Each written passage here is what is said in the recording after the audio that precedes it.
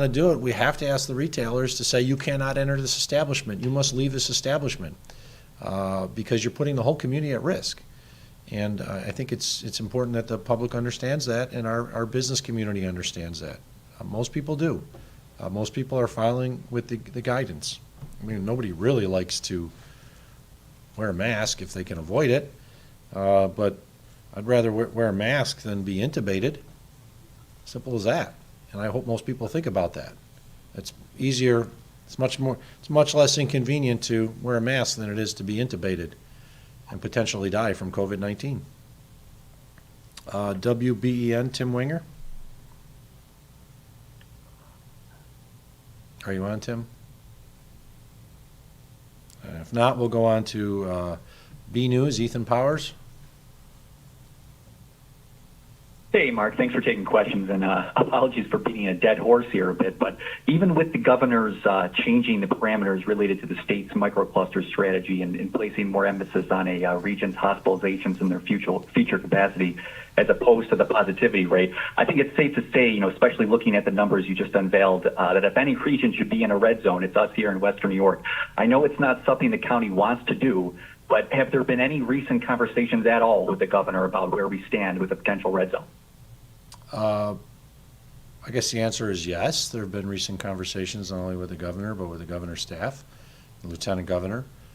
I think once again, they're analyzing this data with regards to the Thanksgiving spike to see if it actually does exist to the degree that we're worried about and the impact it will have on hospitalizations. As I noted earlier, we're down to the lowest bed capacity that we've had in our Erie County hospitals in quite some time.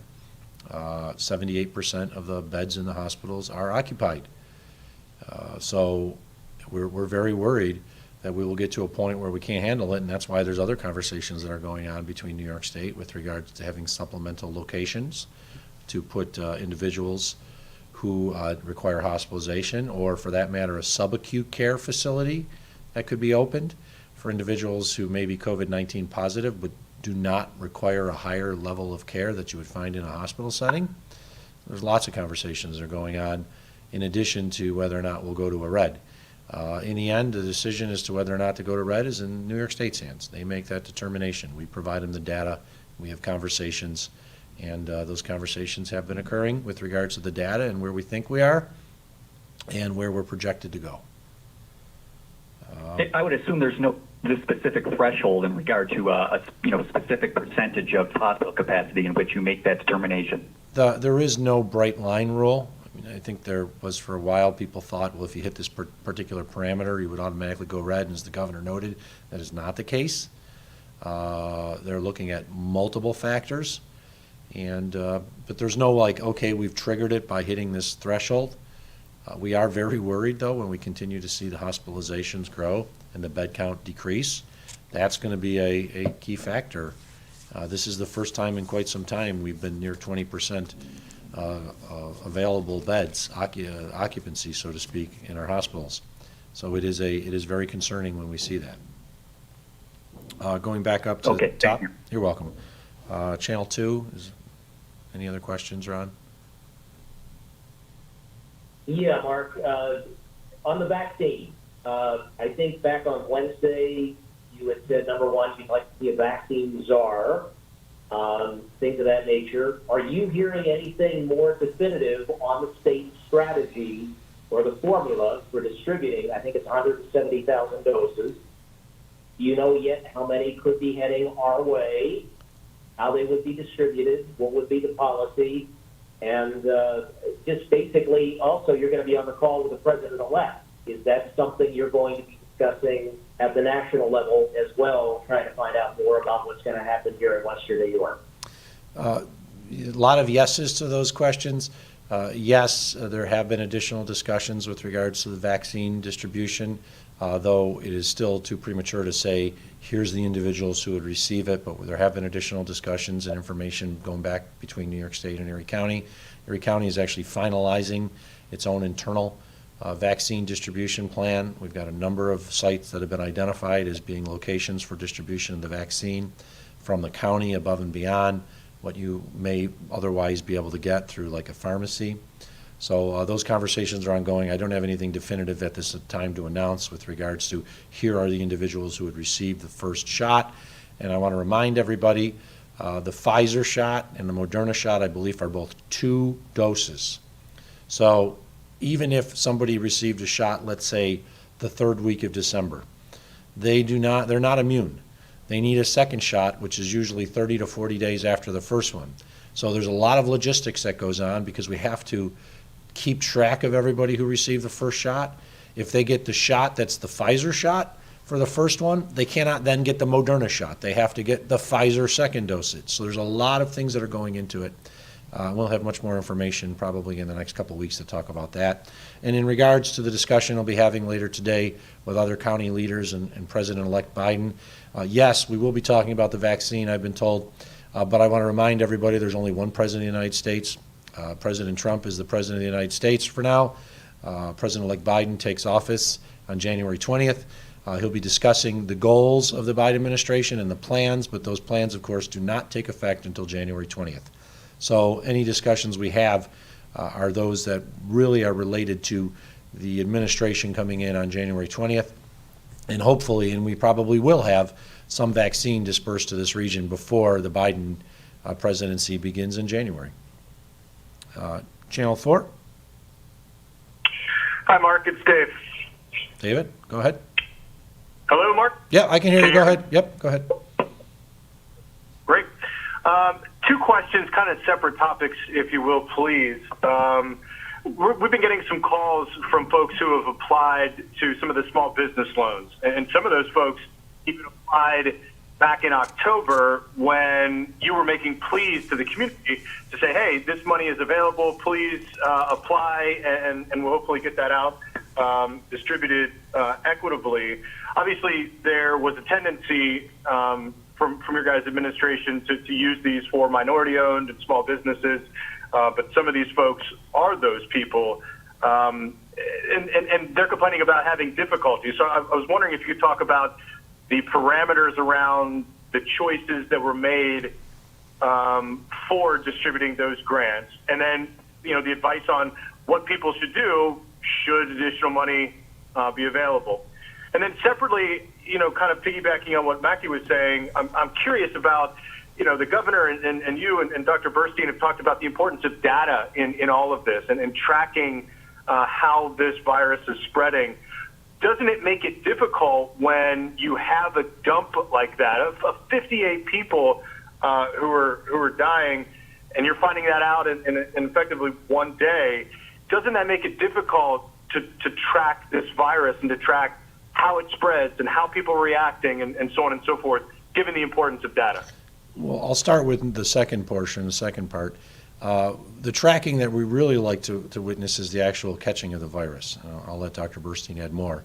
The death data is exceptionally sad. It is important for us to know the statistics and the demographics associated, like what was the age, what was the gender, what setting were they coming from. We don't anticipate getting all that data at once, just like when we get data with regards to new cases. We have to have our contact tracers go and talk to the individuals. For keeping track of what's going on with regards to the virus, the new case data is probably a little bit more supportive in our efforts than the death data, but I would note it's everywhere. As I've been showing, it's not like there's one area of Erie County that's immune, it's everywhere. So we know that there's not one section where we haven't seen people catch it, we haven't seen people get hospitalized, or for that matter, we haven't had people die. We've had people die from all across Erie County. Do you want to add anything else to that? No, she said, I think I handled it okay. And then the second part, the first part of your question in regards to the business loans through the the Back to Business program, I will note that we relied on 43 North to do the analysis. There was a set of parameters in place. We did want to, number one, support businesses that did not receive any funding in the first round of PPP and other types of programs. We also wanted to identify places where there were distressed census tracts, so to speak, minority and women-owned enterprises. We had such a demand for the assistance, we knew we were never going to be able to help everyone. We did change the allocations from basically 3 levels of allocations to 7. so that we could provide assistance to more entities. We did provide 1,366 to my last knowledge, though we also heard there's some entities that have since said they don't need the assistance, and they've told us they'd rather go to some other business that actually receives it. So I know 43 North is doing some final analysis with regards to that. I have not seen the list. I played no role whatsoever in the choosing of the businesses. I didn't want people to think that the businesses were chosen because the county executive decided or the legislators decided those are the businesses that should get it. M&T Bank, Ernst & Young, other parties played a role with 43 North in reviewing the applications. I know there were a lot of businesses that applied that did not get funding, and that's why we need another round of small business assistance from the federal government. We put these loans in place basically as a stopgap to help businesses through the remainder of this year until such time as they could receive funding from the federal government. So it's not duplication of funding. It's basically saving a lot of businesses until they can get additional assistance from the federal government. But when it comes to choosing them, it really was in the hands of 43 North and the reviewers to make the determination based on the financial situation associated with the businesses as to which ones would receive the aid. Channel 7. Anybody still on? If not, we'll go to Spectrum News. Anyone on from Spectrum News? Hearing none, we'll go on to Buffalo News. Maki Becker, do you have any more questions? Yeah, I just, you have mentioned this a couple of times about how there are people who are sick who are going out. Are your contact tracers finding that? Is that? Yeah, I'll turn it over to Dr. Burstein because she has more of the direct contact with the contact tracers, but yeah, it happens. Happens more than we would like. Happens in work environments and non-work environments. Thank you.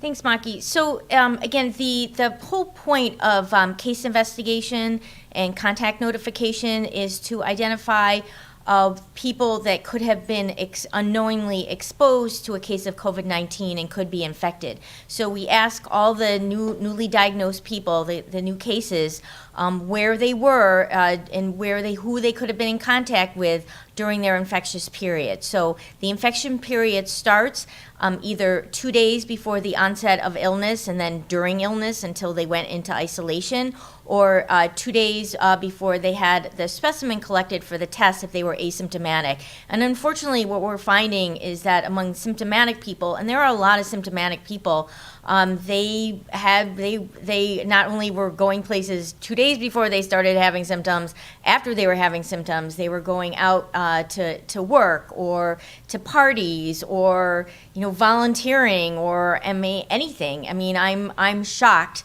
at the number of people in our community who develop symptoms and go out into the community to and expose other people. And people rationalize. They think, oh well, it's just a little cold, or I don't have a fever, I'm okay, or it's just an allergy, I was cleaning and it's because of the dust. I mean, you don't know if you have COVID-19, especially if you have symptoms, unless you get a test. So through our case investigation, we're finding out where people have been during their infectious period, including the time while they had symptoms before they were diagnosed and went into isolation. And we're finding that people are out in the community, unfortunately. So again, people, if you have any type of symptoms that you don't usually have, even if you think it's a minor cold, even if you think it's allergies, regardless if you have a fever or not, stay at home and except to go out to get a test. But you can stay in your car usually to get the test. But just please stay at home, and if you live it with other people, just stay in your own space if you can. Don't infect other people. And if you do go out outside your own space, please wear a mask. Because the mask, if you wearing a mask, will help protect those other people around you. Thank you.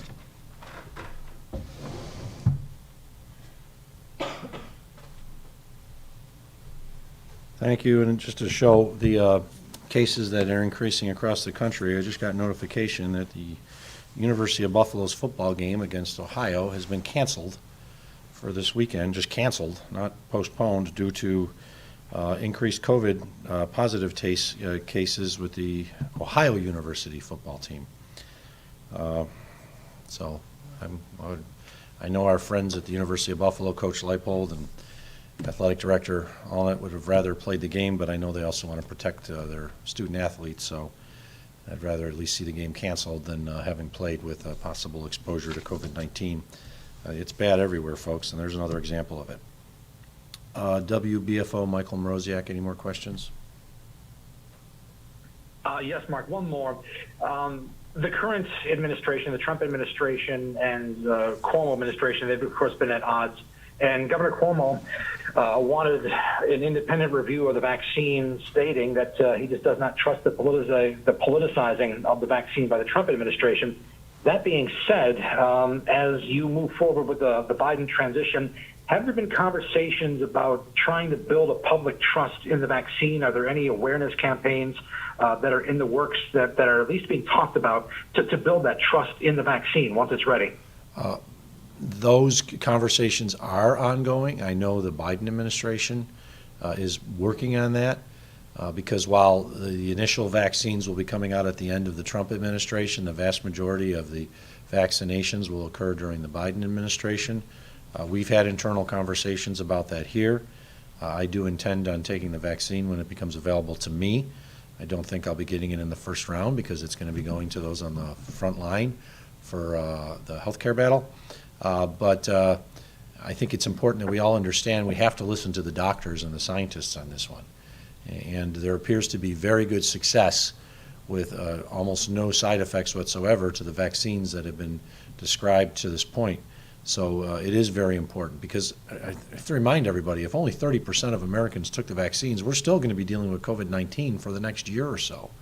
We need people to take the vaccines to create immunization and a herd immunity. But if only 30 or 40% of the public takes it, we're still going to have 60 to 70% of the public at risk, and we'll be dealing with COVID-19 for more than the foreseeable future. So we're going to need everyone to do it, and I know I'm going to take the vaccine when it becomes available to me. WBEN? Hey, Mark and Dr. Burstein, one for each of you, I think fairly quick. Number one for you, County Executive Polling Cards. Just to follow up on Michael's question there, you know, I'm just assuming that if that vaccine was made available to you, if you could take that, you know, prior to January 20th, that you would, if you could comment on that. And Dr. Burstein, with so many different tests available right now for people in Erie County and in different locations, there's the rapid testing, there's the PCR test. If someone gets a rapid test, can you just comment on what they need to do to follow up? A negative rapid test, does it require follow-up with PCR? Should they? If you could just kind of quantify and characterize that for me. Well, I'll answer the first question, which is regards to as soon as I become available, so to speak, it becomes available to me, I would take the vaccine. And if it's before, I'm not going to politicize this. I'm not going to care about the date. If the first date that I can get it is January 5th, I'll take the vaccine on January 5th. If the first date it becomes available to me because of the group that I'm in, so to speak, and that's February 5th, I'll take it February 5th. The date's not going to matter. It's when it becomes available to myself as compared to those that are on the healthcare front line. So, Dr. Burstein?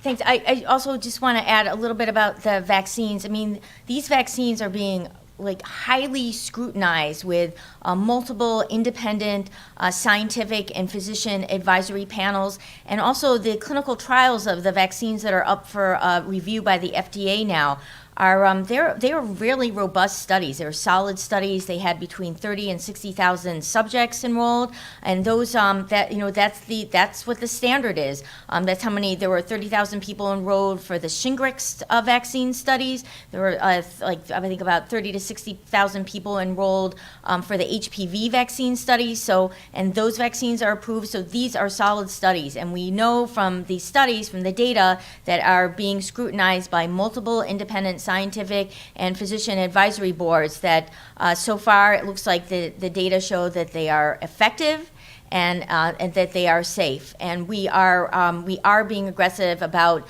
looking now at community partners to help deliver the message, because sometimes a doctor saying it or a county executive saying it may not be enough. And people from the community really need to say it and show as positive examples in getting the vaccine. So we are going to be aggressive, and that's going to be one of our strategies. CDC has a great toolkit with a lot of great information that just came online around the COVID-19 vaccine. And so people have questions, that's a great place to go. But if there is going to be a vaccine that is authorized by the FDA, I think we can all feel very comfortable, even the scientists and the physicians, we all feel very comfortable that this will be a good vaccine to get.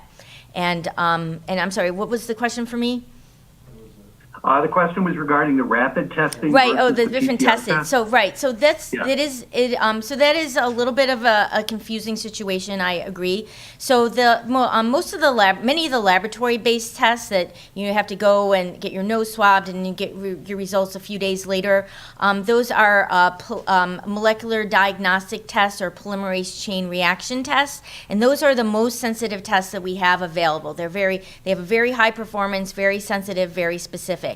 Most of the rapid tests available on the market today are what we call antigen tests. So so instead of looking for RNA, like the PCR looks for RNA of the virus, these antigen tests are looking for a protein of the virus. So they're not as sensitive as the PCR tests, and really they've only so far been authorized for use by the FDA of testing symptomatic people, because the studies that were submitted to the FDA, which they based on to authorize the test for use, were among symptomatic people. So if somebody is, so people that don't get symptoms should really think twice about spending their money or their time getting a rapid antigen test, because if that's negative and you're asymptomatic, I would feel very uncomfortable that is a valid test result, and I would try to go and get a regular, a laboratory-based PCR test in that instance. However,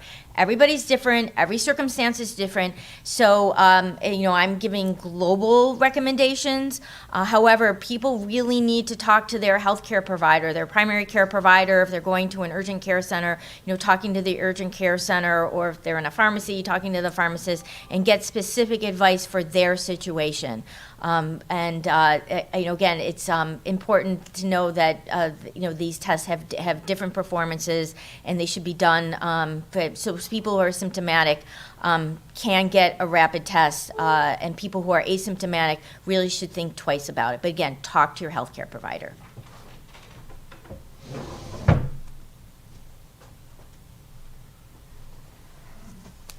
Thank you. Final question for today goes to Ethan Powers, B News. Do you have any more questions? I do have one more, Mark. Thank you. This might be a better one for Dr. Burstein, but would certainly like your perspective as well, as you've spoken about in the past.